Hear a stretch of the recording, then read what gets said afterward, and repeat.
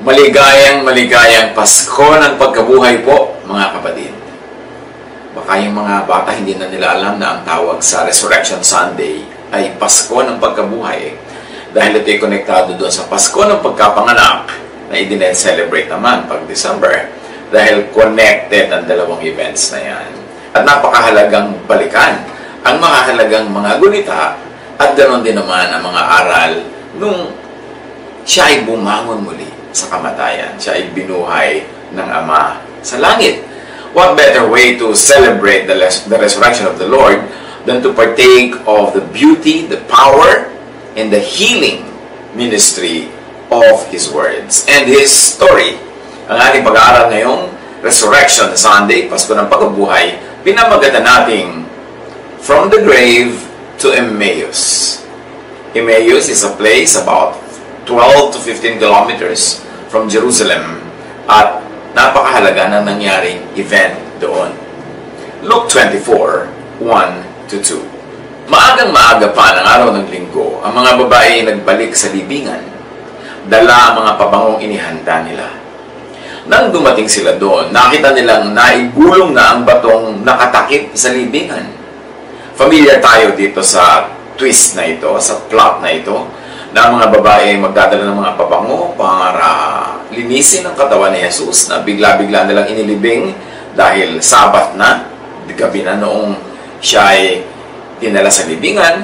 At ngayon, bumalik sila sa first allowable time, yun ay right after the Sabbath was lifted, Sunday morning. At nagtataka sila at nagtatanungan, sino kaya ang tutulong sa ating magtanggal ng takip na bato dahil napakabigat nun nung nakatakip sa bunga ng yungib na pinaglibingan kay Jesus. Pero, nung dumating sila doon, wala na yung takip. Napakahalagang appreciate natin na kahit may pinoproblema silang may takip yung bunganga ng libingan at hindi nila kayang alisin yon, hindi yun sapat para mapigil sila na pumunta pa rin sa libingan. They took steps of faith. At meron tayong makakukuha agad na lesson dyan. Ngayon lalo na, hindi tayo laging sure kung ano mangyayari bukas, next week, kasi maraming mga variables. But let's take steps of faith. That everything will be alright. That everything will be over. That everything will have a new beginning. Katulad ni Jesus na ang alam nila ay nakalibing, may takip ang libingan, pero hindi sila napigil para gawin yung necessary steps na gusto nila at dapat nilang gawin. Sa buhay natin, just go and do your part. Let God clear the way. Meron tayong mga kuminsan na inaalala, paano kaya pagdating ko doon? Baka hindi ready yung kailangan ko. O kaya baka hindi ko masolve yung darating na problema next week. Basta gawin mo lang yung mga tamang steps ngayon. Gawin mo yung para next week na kaya mo, pero yung hindi, ipagpasa Diyos, leave it up to God, and just take steps of faith. Luke 24:3, ngunit nang pumasok sila, wala na ron ang bangkay ng Panginoong Yesus. Anong mararamdaman mo kung may dala kang mga pabango, binili mo pa naman, dilinisin mo yung katawan, tapos biglang bukas sa palang libingan at wala yung katawan? Many people will be disappointed. Baka iba sabi, ay sayang naman yung pabango. May binili pa naman tayo, may dala-dala tayong pabango, tapos hindi ba tutuloy? Nasa na yung bangkay? But some disappointments and fears are good. In fact, some disappointments and fears are for the better. Imagine kung hindi sila na-disappoint. Yung pagpasok nila, nandun pa rin yung bangkay. Tapos sabi niya, okay, magsimula na tayo, linisin na natin, lagyan na natin ng mga pabango and spices. Tapos, umuwi na uli sila. Hindi wala tayong pag-uusapan ngayon na Pasko ng Pagkabuhay. Wala tayong pag-uusapan na Resurrection Sunday. But this Resurrection Sunday, which you celebrate, began with a disappointment. Yung mga babae natakot, na-disappoint, nasan yung bangkay? Ang mabuti nga, na-disappoint sila at wala yung pinuntahan nila. Kasi kung nandun, yun na nga, di wala tayo ngayong Resurrection Sunday. Hindi lahat po ng disappointment, hindi lahat ng hinahanap natin na wala. Ibig sabihin, dapat na tayo agad na malungkot, dapat na tayo agad na makaramdam ng kabiguan. Learn to be positive, hopeful, faithful, punong-puno ng faith, when initially, you do not find what you expect. When initially, you do not get what you want. Hindi mo nakita yung hinahanap mo, hindi mo nakuha yung gusto mong kuhanin, dapat ka na mag-isip na masama ang nangyari sa'yo. It could be for the better. At hanapan nyo agad ang ma-apply niyan today sa buhay natin. Hindi lahat ng pabiguan ay talagang dapat na ipagluksa. Hindi lahat ng parang setback. Sabi nga ng isang napakatalinong lalaki, 1 step backward, 2 steps forward. Hindi ko man na backward ka ngayon, backward na forever. Merong atras lang, sa abante ka, parang cha-cha. Kaya, huwag natin laging isipin na negative ang nangyayari, na setback tayo, maraming na iba. Yan ay maaaring isa lamang na paghahanda para isang magandang bagong paniniwala ng maraming buhay. Luke 24, 4-5. Samantalang nagtataka sila kung ano ang nangyari. Biglang lumitaw sa tabi nila ang dalawang lalaking nakakasilaw ang damit. Dahil sa matinding takot, sila'y nagpatira pa. Tinanong sila ng mga lalaki. Maganda ang tanong ng mga lalaking ito, nasabi naman sa ibang version na yung mga anghel, bakit ninyo hinahanap ang buhay sa lugar ng mga patay? Do not look for life in a grave. What you want to find, search in the right places. Halimbawa, ikaw dalaga, naghahanap ka ng matinong magiging partner sa buhay. Saan mo hinahanap? Hinahanap mo sa bar, hinahanap mo sa mga kalye, hinahanap mo sa mga kung saan lugar ng mga kaduda-duda kung napakatino ng pinaggagawa ng mga nandun. So, ano bang hinahanap mo? Maghanap ka sa tamang lugar. Ito i-apply natin sa paghanap ng kaibigan, ng kapartner, ng kasosyo. Naghahanap ka ng kasosyo sa negosyo, tapos sa sugalan ka naghahanap. Anong klaseng kasosyo mahahanap mo dun? So, sabi ng anghel, why are you looking for the living among the dead? Dapat hindi nyo dito hinahanap si Jesus. Kasi siya ay buhay. Luke 24:6. He is not here. He has risen. Wala siya rito. Siya ay muling nabuhay. Life, blessing is usually not found in the wrong places. Kaya, hindi talaga doon dapat nila hinanap. Pero saan nga naman sila maghahanap? Yung huli nilang nakita, hindi libing. Pero nalimutan nila na sinabi ni Jesus na siya ibabangon muli. Kaya lang, yun ang pinaka-practical na gawin nila. Doon nila huling nakita, doon nila pupuntahan. Luke 24:6-8. Alalahanin ninyo ang sinabi niya sa inyo nung nasa Galilea pa siya. Ang anak ng tao ay kailangang ipagkanulo sa mga makasalanan at ipako sa krus. At sa ikatlong araw ay muling mabubuhay. Naalala nga ng mga babae ang mga sinabi ni Jesus noong una. Sa wakas, naalala rin nila. Matapos ipaalala sa kanila ng anghel. Know, understand, and keep in mind important words of and from God. Importante yan sa buhay natin. Make sure you correctly understand, interpret, and apply the words in the Bible. Marami kasi, ang tagal-tagal ng mananampalataya, ang tagal-tagal na nagbabasa ng Biblia, ang tagal-tagal na nag-church. Pero, balok-balok to na pagkakaunawa sa mga verses, mali-mali ang application, kaya mali-mali tuloy ang bunga sa buhay nila. It's important to make sure that you really understand the Bible so you don't get needlessly confused, lost, and disadvantaged. Ang dami-daming victims ng standard hermeneutics. Yung bang pagkakaunawa mo na yun ang ibig sabihin ng verse na yun, na napulot mo lang yun sa nagturo sa'yo, na napulot lang nung nagturo sa'yo, sa nagturo sa kanya, na napulot din nung nagturo sa kanya, sa nagturo doon sa nagturo.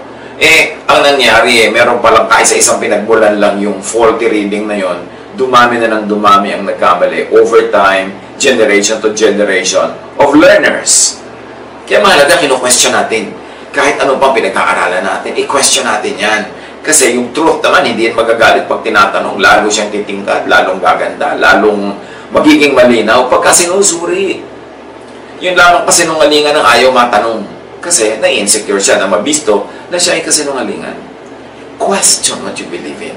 Question your interpretation. Question yung namana mo mga pananalig, lalo't kung questionable ang bunga sa iyong buhay. Yung aral ka ng aral ng mga verses, tapos matatakotin ka pa rin. Pagkatapos, suplada ka pa rin. magagalitin ka pa rin, masungit ka pa rin, lagi ka pa rin nagdududa, lagi ka pa rin maramot, magduda ka kung tama ang reading mo ng scripture. Kasi dapat, kung tama ang reading, tama ang bunga. At ang bunga dapat ay kapayapaan, katahimikan ng loob, at pag-ibig. Review how we read scripture.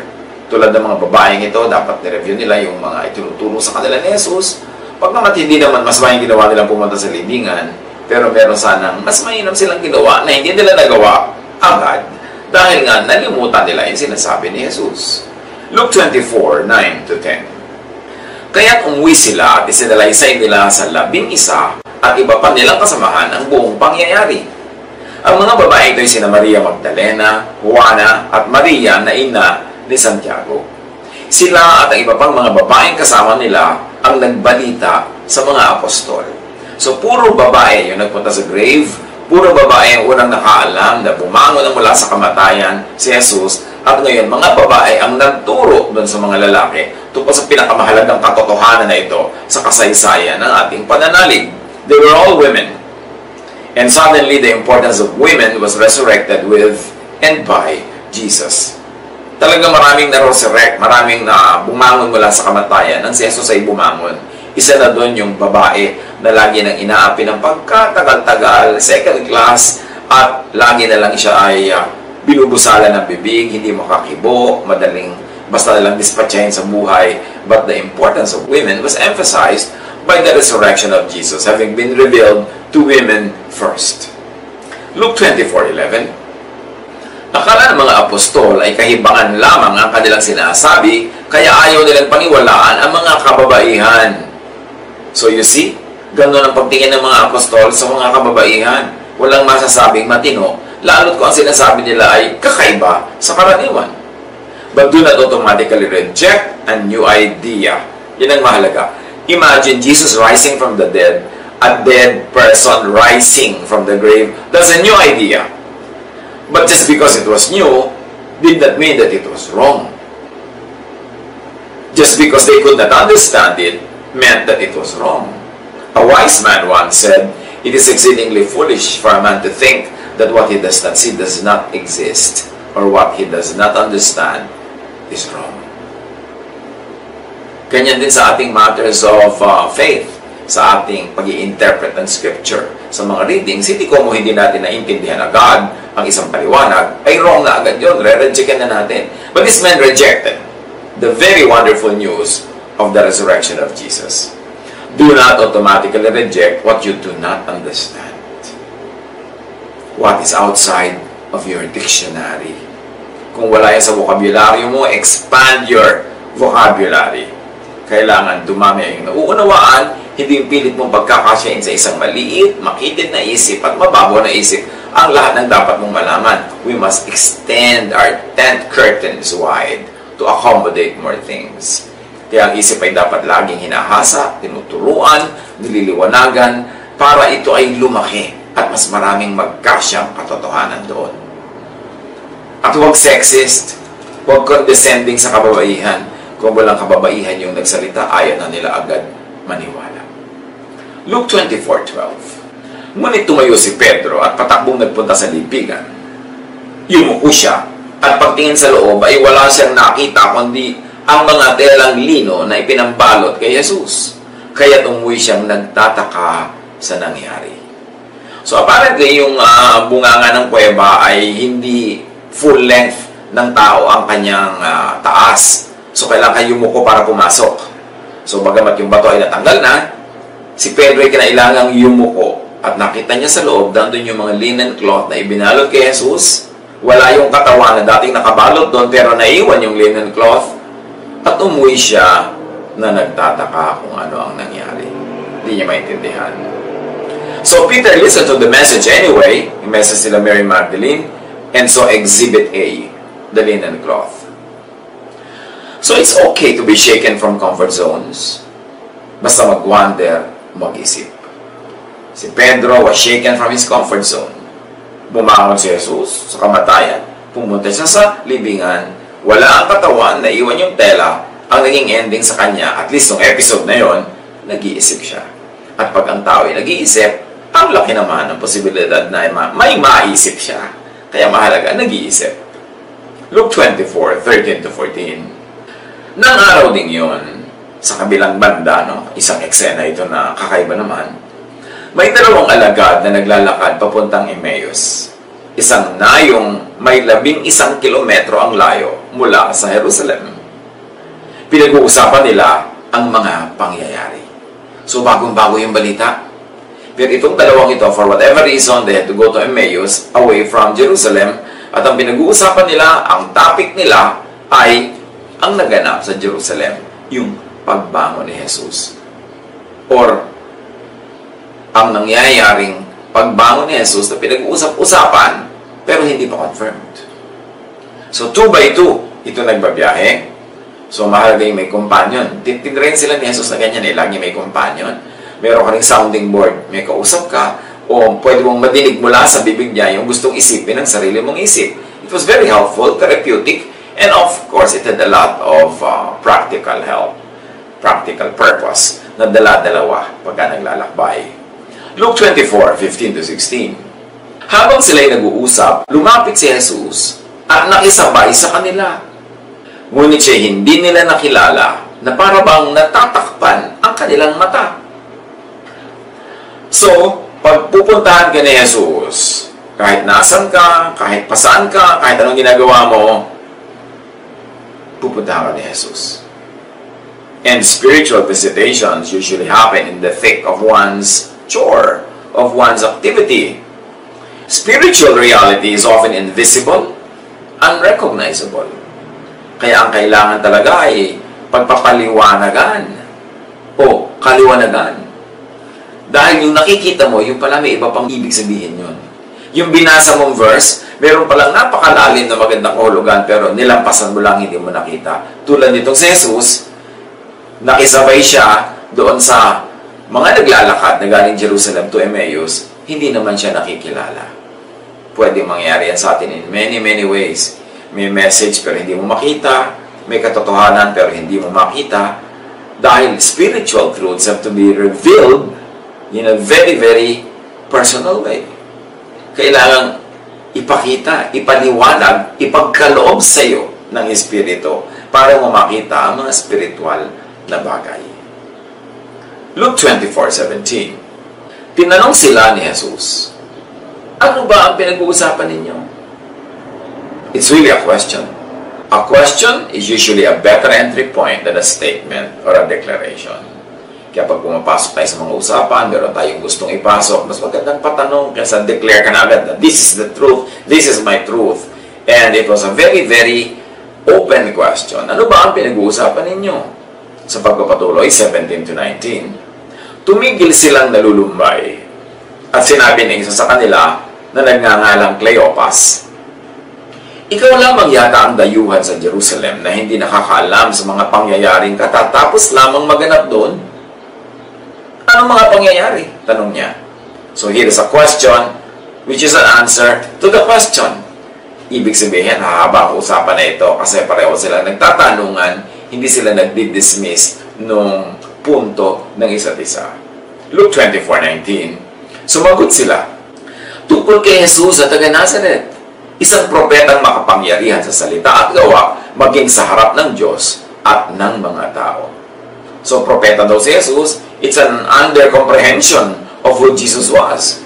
At magtataka tayo, ito yung mga alagad na, close sa mga disciples. At apparently, kasama sa grupo ni Jesus sa mga ito. Pero ang pagkakakilala pa lang nila, isang magaling na propeta na matuwid sa harap ng Diyos at mga tao.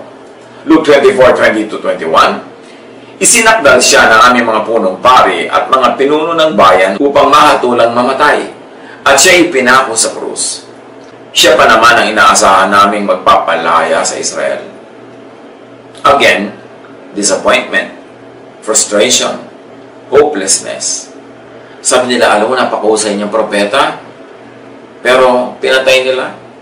Inaasahan pa naman namin, siya ang magpapalaya sa Israel.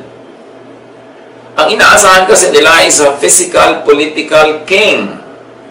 Hindi Kingdom of God, kundi Kingdom of Israel ang kanilang gustong buuin At yun din ang pag-aakala ng mga ito tungkol kay Jesus. So, na-disappoint sila dahil hindi matutuloy yung pagtatayo ng Kingdom of Israel na malaya mula sa Roma, malaya mula sa, siguro, sa kanilang sariling elite, kung kanino man na nagpapahirap sa buhay nila. Paano kaya kung natupad yun? Na si Jesus ay biglang nag-lead ng revolution, nag-declare ng republika o nag-declare na isang kingdom at naging hari siya sa Jerusalem. Pag-uusapan ba natin ngayon ang Pasko ng Pagkabuhay? Magiging isa lang siya sa mga haring dumating at dumaan at nalimot. Again, this is a disappointment. The women were disappointed na wala yung body. Ngayon naman, na-disappoint sila dahil nawala si Jesus bilang political king na inaasahan nila. So, do not be sad for every disappointment. Sometimes, a point of disappointment is a turning point to your appointment with your destiny. Yung nabigo ka, hindi ibig sabihin nun nabigo ka lang. Maaaring lumiko ang daan dahil may pupuntahan kang mas mabuti at mas maganda, higit pa sa inaasahan mo.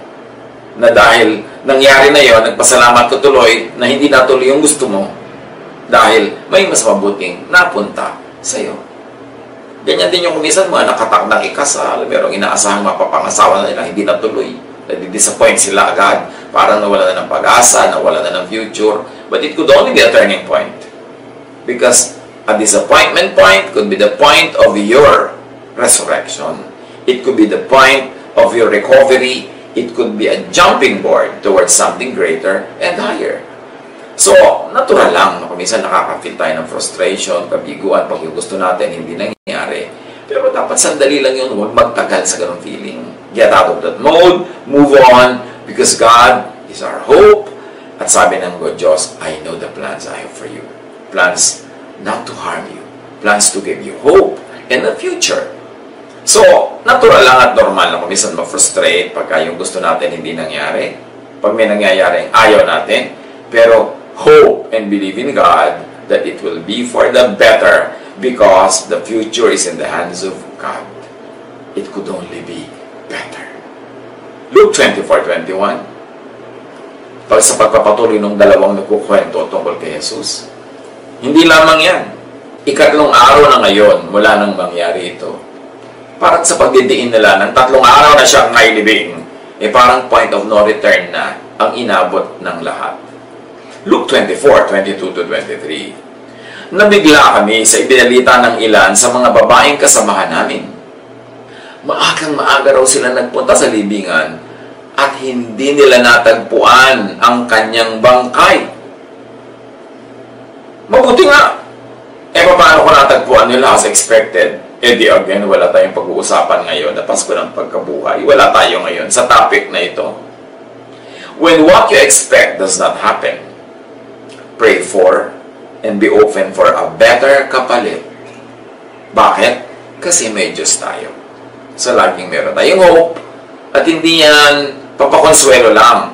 Kasi may Diyos, lagi mong i-expect yan, better, better, better. Ba't naman gagawin ng Diyos na worse, worse, worse? Napakaganda ng plano niya para sa atin. Luke 24:23-24. Nagbalik sila at ang sabi, nakakita raw sila ng isang pangitain, mga anghel na nagsabing si Jesus ay buhay. Pumunta rin sa libingan ng ilang mga kasama namin at ganoon nga natagpuan nila, ngunit hindi nila nakita si Jesus. So, hindi nagpakita dun sa mga lalaki. Luke 24:25-27. Sinabi sa kanila ni Jesus, kay hahangal ninyo, kay kukupan ninyong maniwala sa lahat ng sinasabi ng mga propeta. O ayan tuloy na pagsabihan na sila. Kasi ang kulit nila, hindi sila makaintindi. Mga disciples to ha. Hindi mga karaniwang tao lang na nakikinig-kinig. Sila yung kasakasama, kabukabuntot kahit saan. Bagay marinig ng maraming theologians and teachers ngayon na hindi nakakakita, hindi nakakaunawa kay Jesus after all this time. Kasi ang dami-daming mga tao, ang tawag nila sa sarili nila, Christians, maka-Kristo, maka-Jesus. Pero ang turo naman nila, maka-Pharisee. Ang sistema nila, maka-Pharisee, hindi maka-Jesus. Pero puro si Jesus ang sinasabi nilang kanilang pinaniniwalaan, Panginoon, tagapagligtas. Dapat marinig ng marami sa atin ang ganitong paalala ni Jesus. Sabi niya, ay kukupan ninyong maniwala sa lahat ng sinasabi tungkol kay Jesus. At sa sinasabi mismo ni Jesus. Hindi ba't kailangan ang Kristo sa pagpapatuloy ay magtiis ng lahat ng ito bago siya pumasok sa kanyang kaluwalhatian? At ipinaliwanag sa kanila ni Jesus ang lahat ng sinasabi sa kasulatan tungkol sa kanya. Simula sa mga aklat ni Moises hanggang sa mga sinulat ng mga propeta. Luke 24:28-29, malapit na sila sa nayong kanilang pupuntahan at si Jesus ay parang magpapatuloy pa sa paglakad. Ngunit siya'y pinigil nila. Tumuloy ka na muna rito sa amin. Palubog na ang araw at dumidilim na, sabi nila. Kaya't sumama nga siya sa kanila. So dumating na yung dalawa sa kanilang pupuntahang bahay at si Jesus ay nag-akma na tutuloy pa ng kanyang paglalakad. This is ethics. Kasi alam mo kung tumigil na yung dalawa, tumigil na rin siya expecting to be invited in. That would be an imposition, an inconvenience, and a burden. Or it could also be a test. Kung ano nga ba talaga ang attitude at gagawin ng dalawang ito. Gabi na, papabayagan pa nila yung kausap nila at kasama sa paglalakbay na tumuloy sa next bayan. Siyempre, aabot nila yan talagang dilim at gabi. Sabi, huwag na kayong tumuloy. Dito na kayo humapon. Dito na kayo magpalipas ng gabi kasi madilim na. Luke 24:30, nang siya'y kasalo na nila sa pagkain, so nagstay si Jesus, dumampot siya ng tinapay at nagpasalamat sa Diyos. Pagkatapos, pinapiraso ito at ibinigay sa kanila. Take note, this is the first meal of Jesus on record after the resurrection. What's so special? The ordinariness of these two persons. Kasi, hindi naman sila yung mga special disciples. Wala naman sila doon sa 11. Isa lang nga ang binigyan ng pangalan. So siguro, babae yung kasama. Maaaring mag-asawa itong dalawang ito. Kaya yung lalaki lang ang tinawag ng pangalan, which is the tradition in biblical writing. Hindi naman sila ganun ka-special. Pero, si Jesus, sila ang unang sinamahan sa pagdulog sa hapunan. At si Jesus pa yung nagpira-piraso ng tinapay. Si Jesus talaga democratized heaven. Ginawa niyang special, yung mga hindi naman talaga laging special sa tingin ng iba. At ito'y kita-kita natin sa kung kanino siya unang nakipagkwentuhan ng mahaba, matagal, at ngayon dudulog pa sa pagkainan. Luke 24:31, pagkapira-piraso ni Jesus ng tinapay, noon nabuksan ang kanilang mga mata at nakilala nila si Jesus. Subalit siya'y biglang nawala sa kanilang paningin. So dahil sa ginawa ni Jesus sa pagpira-piraso ng tinapay, malamang na meron siyang certain style ng pagputol, ng pag-abot ng tinapay, ng mga sinasabi, biglang nabuksan ang isip nitong dalawa na si Jesus pala yung kasama nila all along.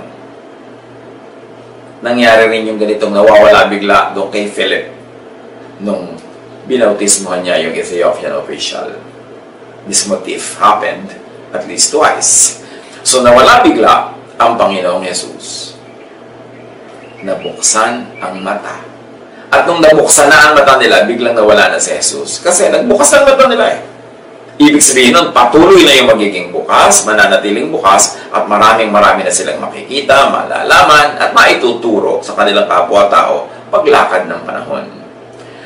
Pray for your eyes to be open to see Jesus. Very importantly, to see Jesus-ness.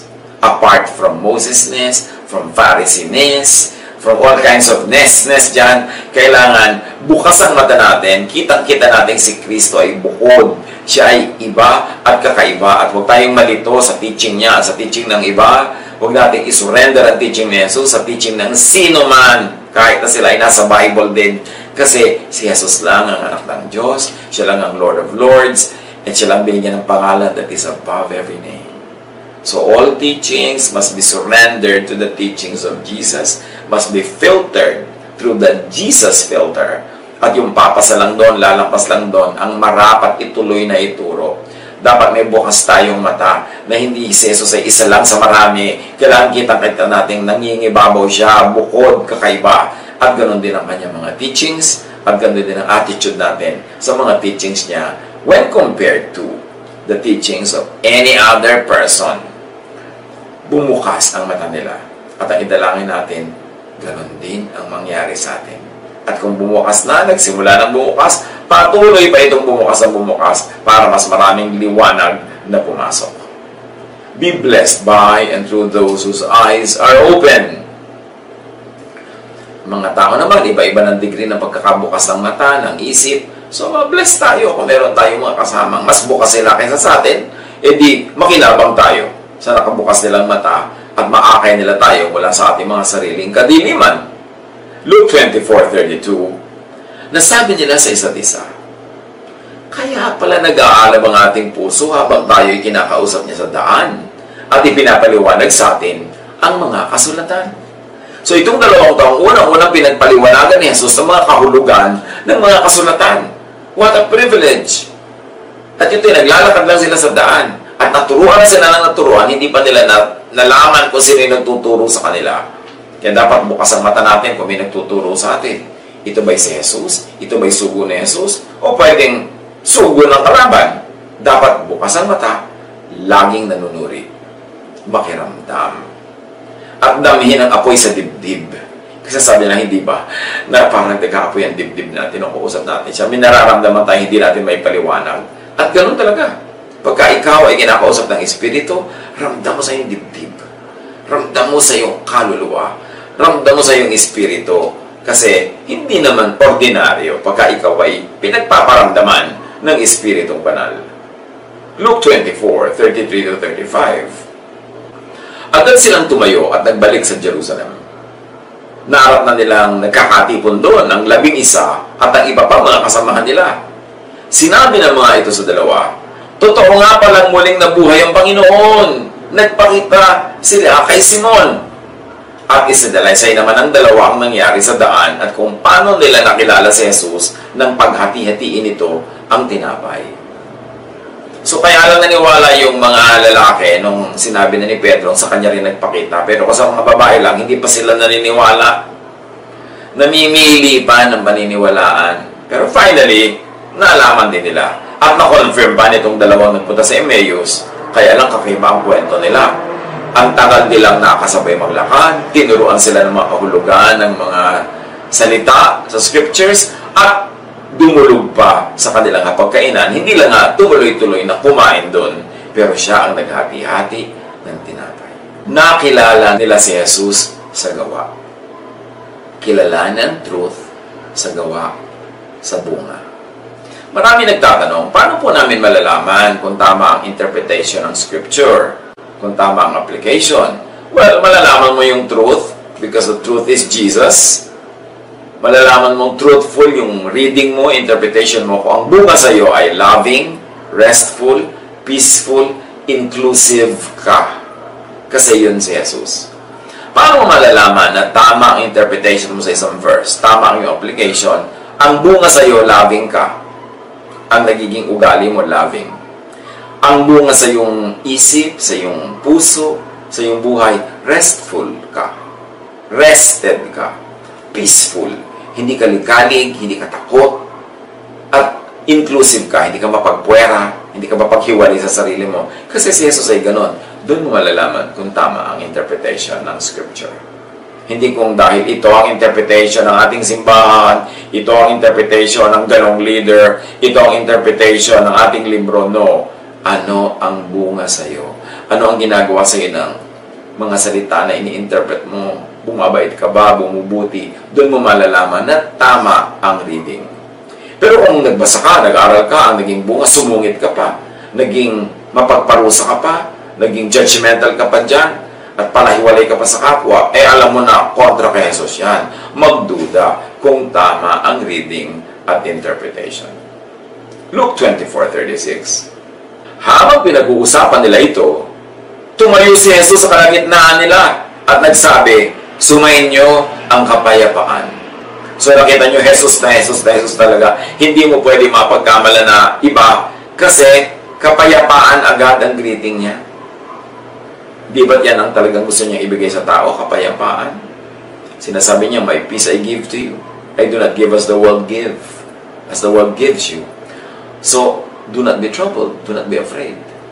Pero pag ang dumadating sa iyo, nananakot, ang dumadating sa iyo, nagpapanervyos, ang dumadating sa iyo, nag-i-stress, magduda ka kung galing kay Jesus yun. Kasi pagdating dito na Jesus, ang first niya sinabi, kapayapaan ang sumayin niyo. Dapat ang dating sa atin ng isang teaching, ang dating natin ng isang balita ay nakakapagbigay ng kapayapaan, hindi kaligaligan. Kaya mga kapatid, tayo na nagsasabing mga anak ng Diyos, mga followers na Jesus, ang ibigay din natin na greeting sa iba, balita, ay yung kapayapaan, yung nagpapapayapa ng loob, hindi yung nagpapagulo ng loob, nagpapatakot. Wala nang ginawa yung mga tao ngayon, lalo sa ganitong panahon, magtakutan ng magtakutan, nagko-contest, mag-una-unahan, mag-post ng mga nakakatakot at nakakagulong mga bali-balita, news at fake news. Nagsulputan na naman isang katerbang mga propeta na ang ministry naman ay manakot. So alam mo agad, hindi yun kay Jesus. Kasi si Jesus ang gusto niya magbigay ng kapayapaan. So sabi niya, kapayapaan ang sumayin niyo. Luke 24:37. Natigilan sila, natakot sapagkat ang akala nila'y nakakita sila ng multo. Eto na naman, kapayapaan na nga ang opening ni Jesus, takot pa rin ang sagot nila. Bakit ang dami-daming mga followers ni Jesus ang hilig matakot at manakot? Sinabi na ng kapayapaan, ang tikas ng ulo, natakot pa rin. Multo pa rin ang isip nila tungkol kay Jesus. Tulad nung naglalakad sa tubig si Jesus, sabi nila, multo! Si Jesus nga, ang daming beses silang napagkamalang multo. So ngayon, sa mga nangyayari sa paligid natin, ang dami din diyang tinatawag ng multo-multo. Pero pag magmumulto-multuhan ng mga tao at magpapalanakot ng mga multo, anong mapapala natin? Nervyos. Samantalang ang gusto ni Jesus, kapayapaan, katahimikan. Si Jesus na nga yun di ba? Ghost ang akala nila, ghost na naman, ghost pa rin. Because the disciples loved to scare themselves. Luke 24:38-40. Kaya sinabi ni Jesus, bakit kayo natitigilan? Bakit kayo nag-aalinlangan? Tingnan ninyo ang aking mga kamay at mga paa. Ako nga ito. Hawakan ninyo at pagmasdan. Ang multo ay walang laman at buto, ngunit ako'y mayroon tulad ng nakikita ninyo. Jesus is addressing the issue of bodily resurrection. Talagang pinatutunayan niya na siya ay laman, buto, buhay, hindi isang pangitain, hindi isang hangin, hindi isang multo. Luke 24:41-43. Parang hindi pa rin sila makapaniwala sa laki ng galak at pagkamangha, kaya tinanong sila ni Jesus, may pagkain ba kayo riyan? Kaya binigyan nila ng isang hiwa ng islang inihaw, kinuha niya ito at kinain sa harap nila. So para na lang maniwala sila na meron siyang sikmura, meron siyang tiyan, meron siyang digestive system, humingi siya ng pagkain. Ito ang pangalawang instance na may kainan na magaganap. At naniwala na sila pagkatapos nun. Luke 24:44-45. Pagkatapos ay sinabi niya sa kanila, ito ang tinutukoy ko nang sabihin ko sa inyo nung kasama pa ninyo ako. Dapat matupad ang lahat ng nasusulat tungkol sa akin, sa kautusan ni Moises, sa aklat ng mga propeta, at sa aklat ng mga awit. Binuksan niya ang kanilang pag-iisip upang maunawaan nila ang mga kasulatan. So once more, here's an extraordinary miracle done by Jesus. Binuksan niya ang isip ng kanyang mga disciples para makaunawa ng kasulatan. Hindi ibig sabihin na ginawa niyang perfect and infallible and inerrant ang mga disciples. Binuksan niya yung isip para maging capable of knowing more and believing more. And it takes Jesus opening a mind for it to see. Hindi pwedeng human effort lang yan. Hindi pwedeng knowledge lang yan. Bagamat handy ang knowledge, you're more equipped to understand when you're knowledgeable, but knowledge by itself will never be enough. You need the work of Jesus to open your eyes to see. Luke 24:46-47. Sinabi niya sa kanila, ganito ang nasusulat, kinakailangan magdusa at mamatay ang Kristo at pagkatapos siya ay muling mabubuhay sa ikatlong araw. Sa kanyang pangalan, ang pagsisisi at kapatawaran ng mga kasalanan ay dapat ipangaral sa lahat ng mga bansa magmula sa Jerusalem. Luke 24:48-49. Kayo ang mga saksi sa mga bagay na ito. Tandaan ninyo, Isusugo sa inyo ang ipinangako ng aking Ama. Kaya't huwag kayong aalis sa Jerusalem hanggat hindi ko kayo pagkakalooban ng kapangyarihan mula sa langit. And of course, ibig niya sabihin, wait till the Feast of Pentecost, because that's when the Holy Spirit would come. Yung pangako ni Jesus na, I will never leave you, I shall be with you, I will send the Comforter, the Holy Spirit. Then the Holy Spirit was sent. Sabi niya, huwag kayong aalis dito sa Jerusalem. Antayin niyo dito ang pagbaba ng Espiritu. Para bang sinasabi ng matatanda, kung saan nadapa, doon bumangon. Doon nadapa si Jesus di Jerusalem sa pagdala niya ng krus. Doon siya pinatay. So kailangan doon ibangon ang puri ng Panginoon at doon makita ng lahat na totoo ang pangako ni Jesus at siya ay nagsugo ng kanyang kapalit, ang Espiritong Banal, at dumating yon sa kanila nung Day of Pentecost sa Jerusalem. Pista. Nandun lahat ang mga Hudyo from all over the world. So in one instant, the message of salvation, the message of the gospel, was brought to all the four corners of the world. Pag uwi ng mga Hudyo na yon, dala-dala nila ang balita tungkol kay Jesus.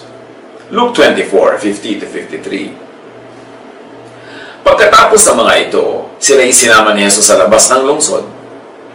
Pagdating sa Bethania, ay tinaas niya ang kanyang mga kamay at sila'y binasbasan.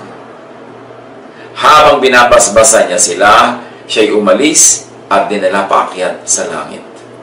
Ang sarap naman ng departure scene na ito ni Jesus, bine-bless niya yung mga disciples.